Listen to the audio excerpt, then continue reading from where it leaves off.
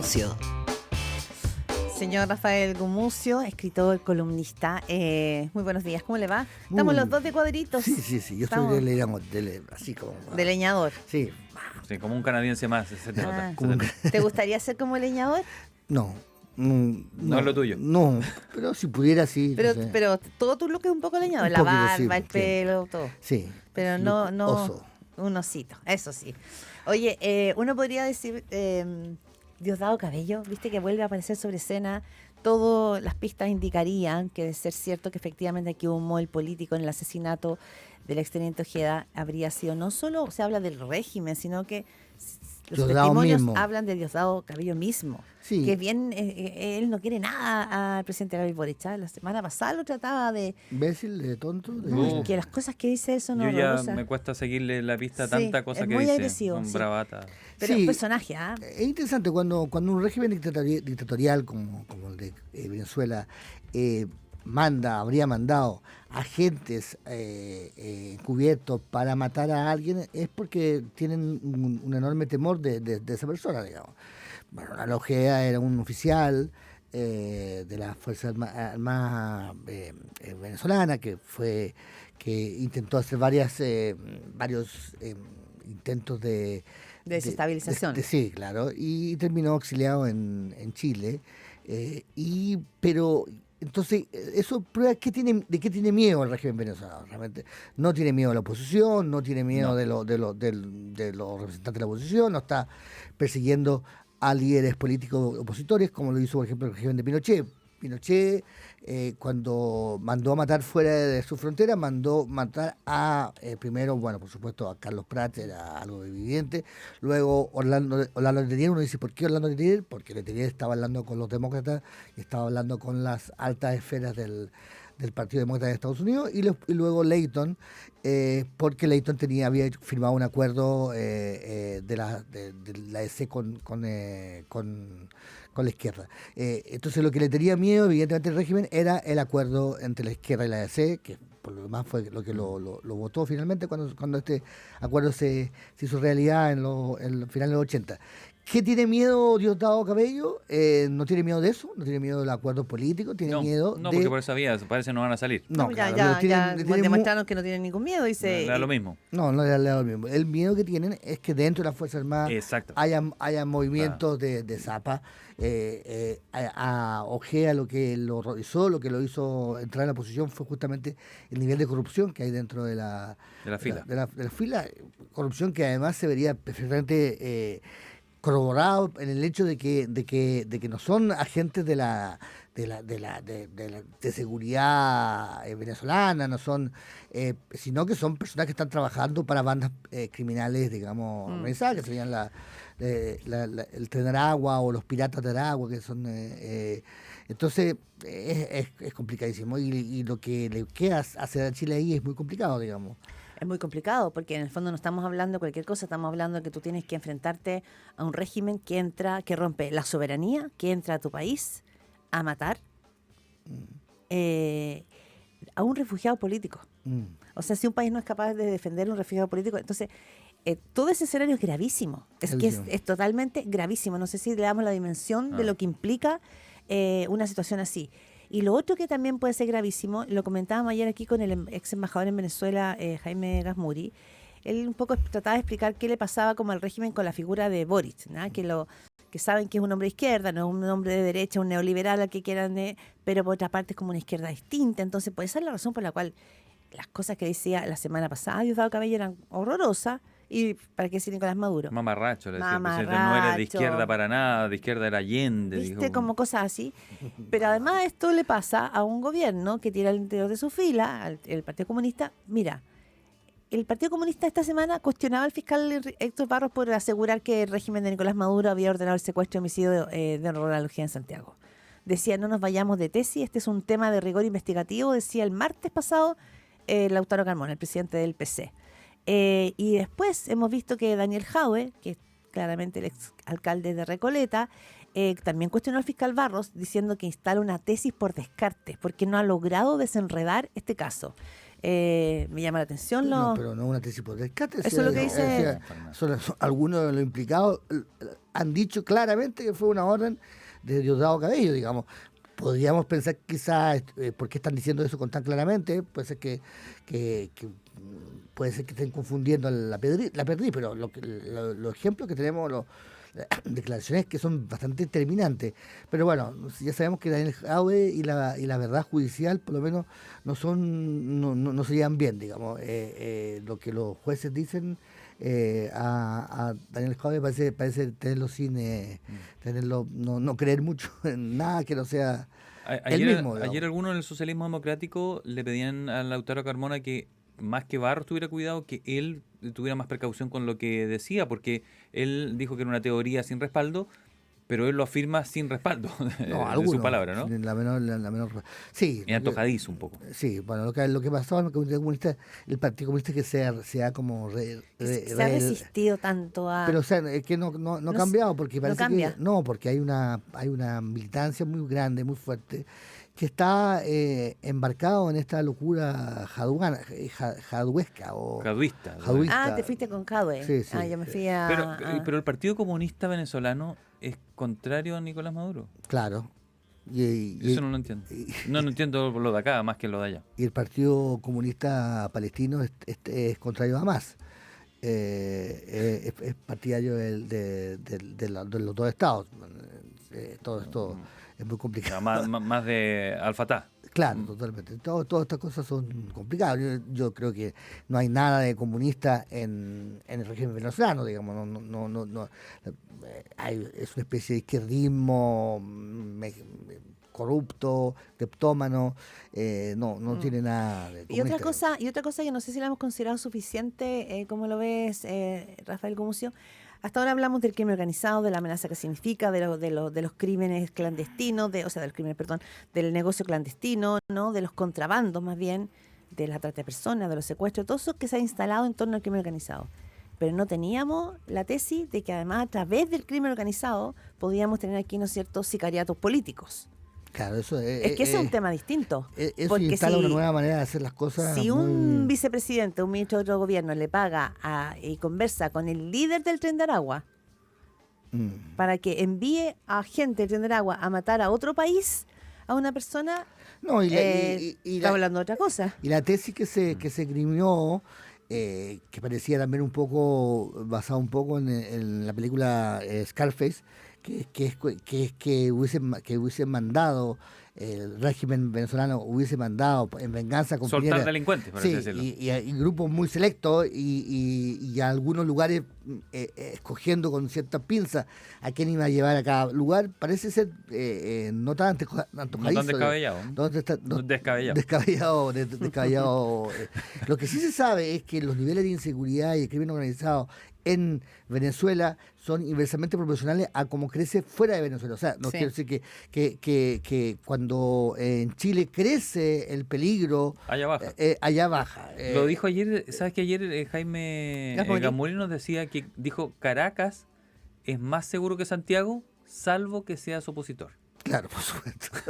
Que es muy buena frase, ¿no? Sí, pero muchos de estos grupos fueron creados por Chávez, al final el gobierno de Chávez, que eran grupos algunos de crimen organizado, pero Chávez creó muchos grupos de crimen organizado por chavistas, y la situación con Chávez se desordenó. La verdad es que con Maduro se ordenó en gran parte gracias a esta exportación no tradicional de criminales, de criminales, digamos. Entonces, es interesante verlo así, digamos, verlo mucho más allá de que son malvados los inmigrantes, digamos. Nosotros vivimos una primera ola de inmigrantes venezolanos que muy buena y que sí, no causó problemas, y después esta segunda ola que evidentemente parece que fue un regalo, digamos, no fue dirigida directamente hacia algunos grupos violentos de enorme peligrosidad. Son los grupos peligrosos venezolanos son temidos en Colombia, o sea, para que los colombianos, los narcotraficantes colombianos, los grupos de crimen organizado colombiano tengan miedo de otro grupo, hay que ser no hay que ser fuerte. Oye, te quiero pasar a otro tema, tiene que ver con las presidenciales, pero específicamente con lo más a la derecha que encontramos en el espectro político, donde ayer José Antonio Kast tiene el Congreso, los republicanos reafirman sus principios, era para eso, pero allí él da algunas directrices de cómo sería su gobierno. Y dice, política de shock, dice, muy mileísta en las medidas, y por supuesto con un fuerte sentido de control sobre la migración.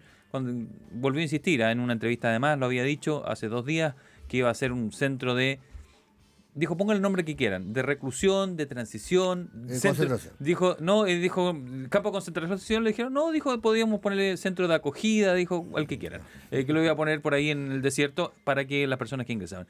¿Qué te parece este fenómeno sumado al fenómeno Kaiser, que de esta semana ya tiene partido político oficial? Bueno, es evidente que esta derecha más extrema o más musculosa va a tener que tener un representante y si a Trump le va más o menos bien, que creo que el primer año le puede ir bastante bien, y al parecer Milei tampoco le está yendo mal en lo económico, para nada, tendría primera prioridad en Chile. Nosotros hemos tenido hasta ahora la suerte, que espero que se nos siga multiplicando, de que nuestros líderes, nuestra política está siempre muy ligada con lo que pasa en el mundo. O sea, nosotros somos una política muy permeable a la influencia extranjera, digamos. Pero tenemos líderes de esa influencia extranjera que son a la chilena, que son un poco más en placa. Yo siempre pongo el ejemplo de Carlos Ibáñez Campo. Carlos Ibáñez Campo representa absolutamente una corriente política que en esa época tenía mucho éxito, que era la de Mussolini. Después en Alemania tuvieron a Hitler, y en Argentina tuvieron a Perón, y en Chile, pero era la chilena, nosotros le hacemos una nosotros modificación. El único líder populista de militar que no hablaba. Y lo principal de un Mussolini o de un Hitler o de Perón es hablar, y nosotros teníamos uno que no le gustaba hablar, pero prefería hablar con sus caballos que hablar con las personas, y que también entregó el poder después de una manifestación, pero una manifestación de unos días, y entregó el poder, digamos. Entonces hemos tenido esta suerte, que espero que se nos multiplica, en el sentido de que hemos tenido líderes que dentro del movimiento, que a mí me parece que yo no estoy de acuerdo, tienen la tendencia de entregar el poder y de creer en las ciertas formalidades. Espero que esto continúe, pero sí es preocupante, porque sí, yo estoy muy preocupado por el sustrato no solo ideológico de estos grupos, sino el sustrato humano. Es decir, hay algo que no lo tiene ni Kast ni Kaiser, pero que sí van a tener que tenerlo. Cuando Milei dice que el ministro de Salud de Fernández era una pésima persona y que se va al infierno, y que ahí se rompe como una especie de pacto implícito de respecto del respeto al otro, de la humanidad, de la persona, de la educación. O sea, es como que yo me gustaría que deshumanización, claro, no se forman un personaje. Claro, en el fondo son gente que uno dice, ¿tú estuviste en el jardín infantil o no te enseñaron en el jardín infantil a respetar, a decirla? O sea, no son cosas que tienen, pero no es que no estuvieron en el jardín infantil, sí estuvieron. Es como el discurso de Diosdado a todo esto, que le tiende a llamar a lo otro, por ejemplo, no le llama por su nombre, le llama a María Corina, le dice Alimaña. Claro, al otro le dice mamarracho. Sí. Claro, la falta total de las formas que tiene una expresión en la política. O sea, el discurso de la obispa anglicana, que era un discurso... Qué corajuda. En Estados Unidos ocurrió esto ante la presencia de Donald Trump, para darle contexto. Sí, pero qué corajudo. Es corajudo que ella se atreviese a decirlo, pero no dijo nada más que algo tan mínimo como ten piedad y misericordia del otro, y no los pongas todos en el mismo saco y no los manda de todo. Pero es corajudo a un presidente que en una semana ha arrasado... yo no digo que no sea corajudo, pero es lo mínimo, no es en términos de la humanidad. No dijo, oye, sí, todos los inmigrantes son legales, sí. Era algo propio, esperable para su cargo también. Claro, ella simplemente dijo, ¿sabes qué? Opina lo que quieras, pero ten respeto de esta minoría. De las personas, digamos. Y era un discurso pro forma, un discurso que podría haber dicho un obispo conservador incluso, y lo esperable es que los ministros o los presidentes digan, sí, pues sí, por supuesto, bonito lo que dijo, y chao, ¿no? Pero la respuesta es, no, es que fome, lo hace mal, es fome. Como él está siempre en una especie de juicio de reality show y está siempre diciendo fome, eliminado por convivencia. Entonces, Sí. a mí me preocupa que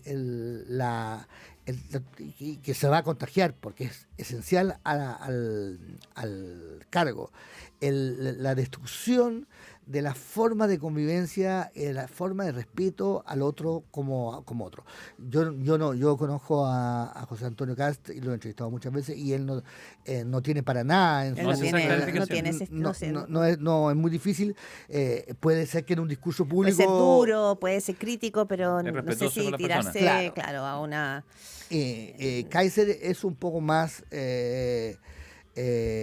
pero esto del discurso contra los zurdos y los vamos a perseguir, los vamos a aplastar.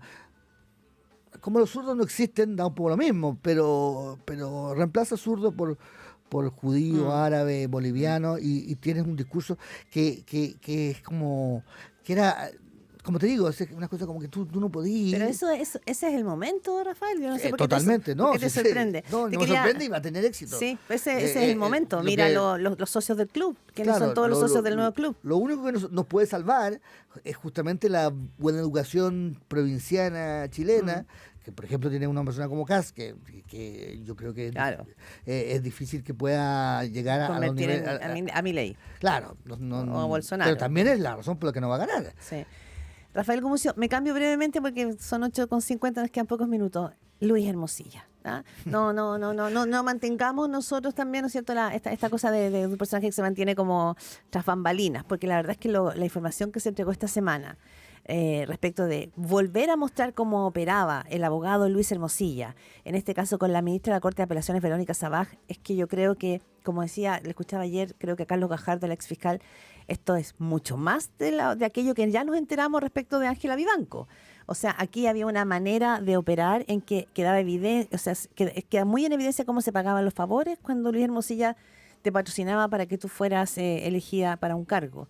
Y esto abre también la mirada respecto ahora sobre la Corte de Apelaciones. Hasta ahora miramos sobre la Suprema, pero acá hay más nombres involucrados respecto a la Corte de Apelaciones. Luis Hermosilla. Pero no sé si es más que la Corte, o sea, ya... No, porque en términos, lo que se dice es en términos de la complicidad para ir tomando ciertas causas. Para ir nombrándola. Yo lo que vi es cómo logró que la nombrase. Nombrase y las cosas que le iba pidiendo, todas respecto de Sebastián Piñera. Pero son cosas que... sí, yo son cosas que yo ya daba por supuesto, digamos, con el juicio de la Ángela Vivanco, porque la Corte Suprema es el máximo tribunal. Sí, son cosas que a mí me parecen horrorosas, pero son... ahora... no nos pisemos la capa entre superhéroes. Esto no, esa frase. no lo inventó Hermosilla.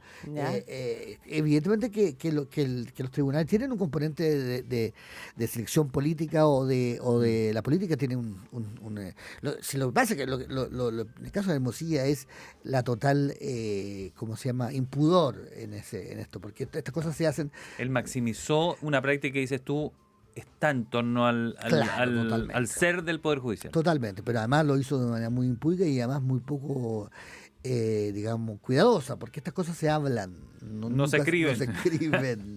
Eso no se habla ni siquiera por teléfono. Esto se reúne, se llaman pasillos. Existe una cosa que se llama pasillo, que tú vas al pasillo y le decís, oye, ¿me podría ayudar con esto? Como los capos de la Cosa Nostra que funcionan así, los que más costaba capturar 60 años era porque todo era de boca a boca, no era nada por papel. No sé si lo miraría tan a la novelesca, Rafaela, porque tú estás hablando también, ¿no es cierto?, de otros tiempos, es decir, que estamos hablando acá de un abogado muy influyente en la plaza, un abogado además que se jactaba de ser muy influyente porque está instalado en La Moneda, cercano a Andrés Chadwick, una figura clave para la derecha, y se ufanaba, ¿no es cierto?, de tener tanta Pero era cercanía mucho- en todos los casos y se paseaba por todos los ámbitos, entonces manejaba una cantidad de platillos y de favores pero perdóname, que estamos hablando de que esto generaba corrupción y tráfico de influencia y situaciones muy muy graves al interior de la Sí, justicia. pero no, yo no le quito gravedad a nada. Yo también creo que también había mucho de se ufanaba, Sí. que no ganaba tantos casos, es decir, Claro, no era tan- no era tan campo y no lo lograba. Sí. Se ufanaba. Y lo que sí hemos visto muy desnudo, pero estoy diciendo algo que existe siempre, que dicen, oye, es que la Corte de Apelaciones, ellos son bacheletistas, estos son de Piñera, estos son, siempre se dice, digamos, Sí, siempre. la- Lo que pasa es que nunca, las salas. nunca lo hemos visto de manera tan burda. tan burda y tan desnuda, digamos. A través, pues digo, ¿qué llevó a Hermosilla a ser tan impúdico, digamos? Yo creo que gran parte de su poder se basaba en demostrarlo y no tanto en ejercerlo, digamos. Han habido grandes ¿sí? Tú dijiste hace un tiempo, y probablemente eso reafirma lo que estás diciendo ahora, que él como decía hacer más que lo que realmente era, decirse, era más grandilocuente en cuanto a los contactos que tenía y todo eso, pero si necesitas hablar con tal, yo te mando el número. O sea, yo soy amigo de... Era bueno en todas partes menos en la corte, digamos. Era bueno en el pasillo, era bueno en los diarios, era bueno en la política, pero en la corte Claro, no era tan bueno. Ahora, lo que digo es que él necesitaba que se mostrase ese poder. Han habido grandes operadores judiciales en la historia de Chile, digamos, y la historia reciente, que justamente hacían lo contrario, de que borraban huellas y que esto no se supiera, digamos, que se sintiese. Es que sí, sin el celular no habríamos sabido tampoco. No, pero ni siquiera dejan huellas de ese tipo. Es decir, Ahora, mandan gente a hacer cosas. Sí. digamos. Ahora, su hermano, su abogado defensor de Luis Hermosilla, Juan Pablo Hermosilla, ¿se acuerdan ustedes que en noviembre dijo voy a entregar todos los nombres de los Ya, jueces, pero, de los sí. fiscales que habían pedido favores a su hermano? Los únicos dos nombres que no aparecían eran los ministros de la Corte de Apelaciones, Verónica Zabaje y Antonio Ulloa, que son los que hoy día, ¿no es cierto?, están Bueno, siendo eso- investigados por sumario, por los vínculos que tenían con Luis Hermosilla.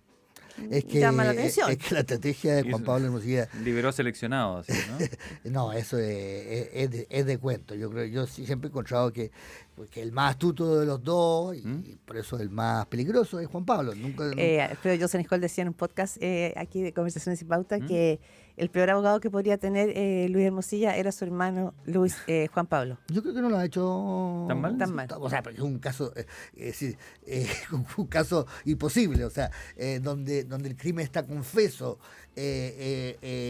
y hay testigos, es un caso absolutamente imposible, y frente a un caso imposible creo que no lo ha hecho mal, en el sentido de que ha distraído el tema hacia todo el mundo, y lo estamos viendo que no lo hizo tan mal porque quiso, porque no dejó fuera este caso, que era el más infamante, para que nos concentrásemos en Valencia, en miles de cosas. Y varias vueltas nos dimos por esos lados. Claro, Bien. donde Hermosilla no tenía culpa tan fuerte. Nada, Bien. Entonces, eso no tan mal lo hizo, pero parece que, claro, ser abogado de alguien a quien pillaron en la mano en la masa es muy complicado. Rafa Gumucio, te damos las gracias, nos reencontramos la próxima semana. Que Oye, descanses. Rafa estuvo de ¿Te vas de cumpleaños. vacaciones o no? No, todavía no. No, en febrero. Sí, Rafa Ya. estuvo de ¿Te gustan las cumpleaños. vacaciones? Le cargan. No, le cargan, el le mar, la cargan arena, las todas esas Me cosas. encanta Santiago en Sí. verano. Ya, Tenemos que bien. cerrar 8:57 de la mañana. Gracias.